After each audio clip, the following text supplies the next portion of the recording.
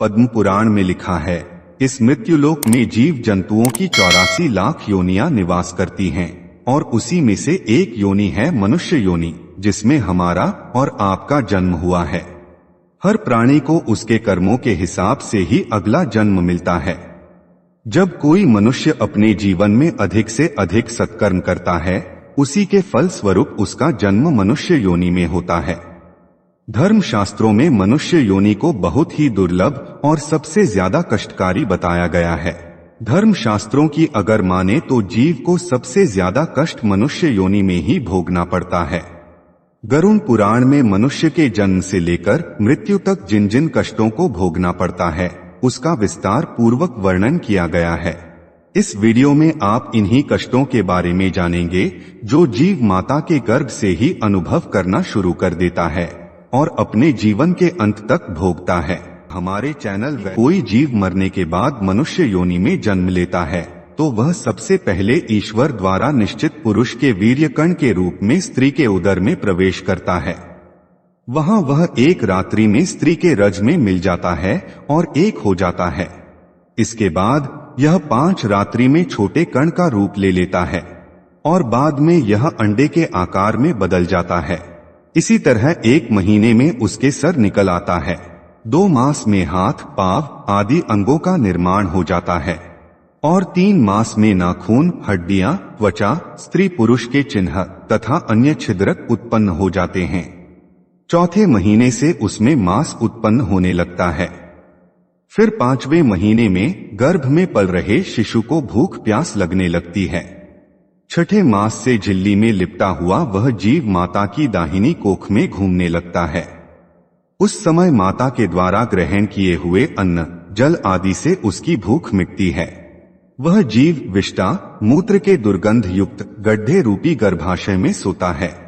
वह कोमल होता है। गर्भाशय के भूखे कीड़े उसके अंग बार बार काटते हैं, जिससे उसे अत्यधिक पीड़ा होती है। पीड़ा के कारण वह जीव बार बार अचेत हो जाता है। इतना ही नहीं, माता के खाए हुए कड़वे, तीखे, गरम, नमकीन, खट्टे आदि पदार्थों का स्पर्श होने से उसके सारे शरीर में कष्ट होने लगता है। वह जीव माता के गर्भाशय में झिल्ली से लिपटा और आंतों से घिरा रहता है। उसका सिर पीठ की ओर और पीठ तथा गर्दन कुंडलाकार रहती है। माता के गर्भ में मनुष्य पिंजरे में बंद पक्षी की भांति इस पराधीन स्थिति में अपने अंगों को हिलाने डुलाने में भी असमर्थ रहता है। इस अवस्था में उसे दिव्य शक्ति के द्वारा स्मरण शक्ति प्राप्त होती है, जिसके बाद उसे अपने पिछले जन्मों के कर्म याद आ जाते हैं। अपने पिछले जन्मों को याद करके वह बेचैन हो जाता है और उसका दम घुटने लगता है। फिर 7वां माह आरंभ होने पर उसमें ज्ञान शक्ति भी आने लगती है, जिसकी वजह से वह एक स्थान पर नहीं रहना चाहता। स्थूल शरीर में बंधा हुआ वह जीव अत्यंत भयभीत होकर दुख भरी वाणी से कृपा याचना करता हुआ हाथ जोड़कर उस प्रभु की स्तुति करता है, जिसने उसे माता के गर्भ में डाला है। माता के गर्भ में उपस्थित जीव प्रभु से यही याचना करता है कि हे प्रभु, मैं बड़ा अधम हूँ, मैं बड़ा पापी हूँ। आपने मुझे जो यह गति दी है, मैं इसी योग्य हूँ। इस तरह निरीह शब्दों से वह भगवान की बार बार प्रार्थना करता है और इस मृत्युलोक में न भेजने की याचना करता है। गरुड़ पुराण में बताया गया है कि देहधारी जीव दूसरी देह अर्थात मां के गर्भ के भीतर मल मूत्र और रुधिर के कुएं में गिरा रहता है। मां के पाचन रस की ऊष्मा से गर्भ में मौजूद जीव का शरीर अत्यंत संतप्त होता रहता है। इन कष्टों के बारे में सोचते हुए जीव गर्भ से बाहर निकलने की प्रबल इच्छा लिए हर एक दिन गिन रहा होता है और भगवान से प्रार्थना करता रहता है कि हे भगवान, मुझ दीन को यहाँ से कब निकाला जाएगा। वह मनुष्य सोचता है कि पशु, पक्षी, अन्य जीव तो अपनी मूल बुद्धि के अनुसार अपने शरीर में होने वाले सुख दुख आदि का ही अनुभव करते हैं, किंतु मैं तो भगवान आपकी कृपा से साधन संपन्न शरीर से युक्त हुआ हूँ। अतः आपकी दी हुई विवेक बुद्धि से अपने शरीर के बाहर और भीतर अहंकार रूपी आत्मा का अनुभव करता हूँ।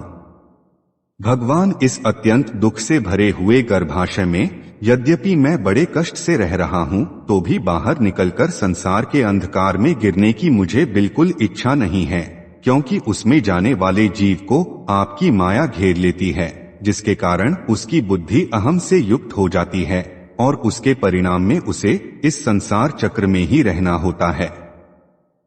दोस्तों, श्री हरि विष्णु ने विष्णु पुराण में पक्षीराज गरुड़ को आगे जो बताया था, ठीक वैसा ही आगे की वीडियो में बताया गया है, बस कुछ कठिन शब्दों को सरल भाषा में अनुवाद किया गया है।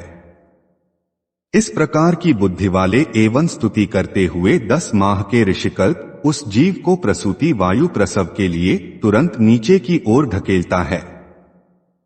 प्रसूति मार्ग के द्वारा नीचे सिर करके सहसा गिराया गया वह आतुर जीव अत्यंत कठिनाई से बाहर निकलता है।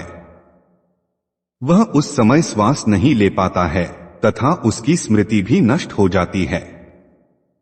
पृथ्वी पर विष्ठा और मूत्र के बीच गिरा हुआ वह जीव मल में उत्पन्न कीड़े की भांति चेष्टा करता है और विपरीत गति प्राप्त करके ज्ञान नष्ट हो जाने के कारण अत्यधिक रोने लगता है। कर्म भोग के अनंतर जीव जब घर से बाहर आता है, तब उसी समय वैष्णवी माया उस जीव को मोहित कर देती है। माया के स्पर्श से वह जीव विवश होकर कुछ बोल नहीं पाता, शिशु रूप में मिलने वाले दुखों को पराधीन की भांति भोगता है। उसका शोषण करने वाले लोग उसकी इच्छा को जान नहीं पाते, अतः अपनी इच्छा बताने में असमर्थ होने के कारण जीव को बहुत दुख होता है। दूषित एवं मलमूत्र से अपवित्र शैया पर सुलाए जाने के कारण अपने अंगों को खुजलाने में, आसन से उठने में, अपनी इच्छा से और कुछ भी करने में असमर्थ रहता है। जैसे एक कीड़ा दूसरे कीड़े को काटता है, उसी प्रकार ज्ञान शून्य और रोते हुए उस शिशु की कोमल त्वचा को डांस, मच्छर और खटमल आदि जंतु तकलीफ देते हैं। इस प्रकार शिशु अवस्था के दुख भोगकर वह जीव पौगंडावस्था अर्थात किशोरावस्था में भी दुख ही भोगता है। इसके बाद युवावस्था प्राप्त होने पर आसुरी संपत्ति को प्राप्त होता है। तब वह दुर्व्यसनों में आसक्त होकर नीच पुरुषों के साथ संबंध बनाता है और सत्पुरुषों से द्वेष करता है। भगवान की माया रूपी स्त्री को देखकर वह जितेंद्रिय पुरुष भावभंगिमा अर्थात नयन नक्श से प्रलोभित होकर अंधकार के गड्ढे में उसी प्रकार गिर पड़ता है जिस प्रकार अग्नि में पतिंगा गिर जाता है।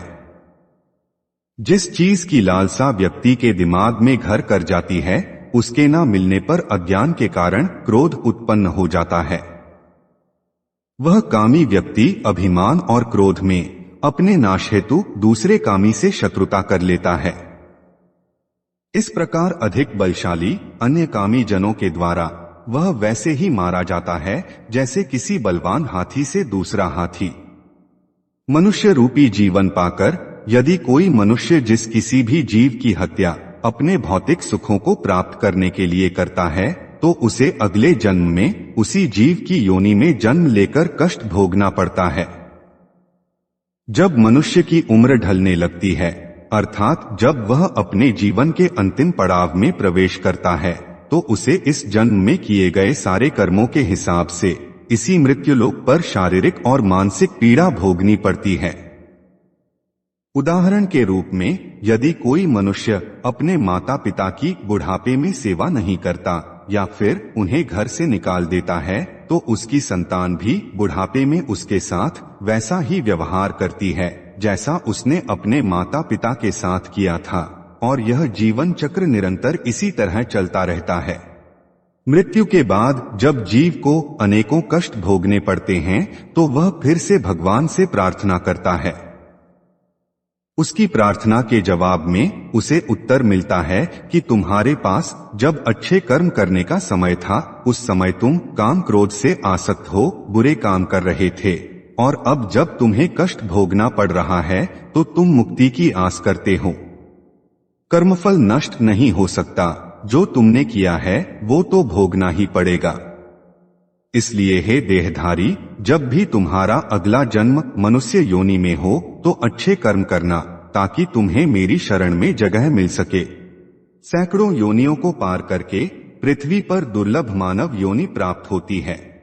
मानव शरीर प्राप्त होने पर भी द्विजत्व अर्थात दूसरा जन्म की प्राप्ति उससे भी अधिक दुर्लभ है।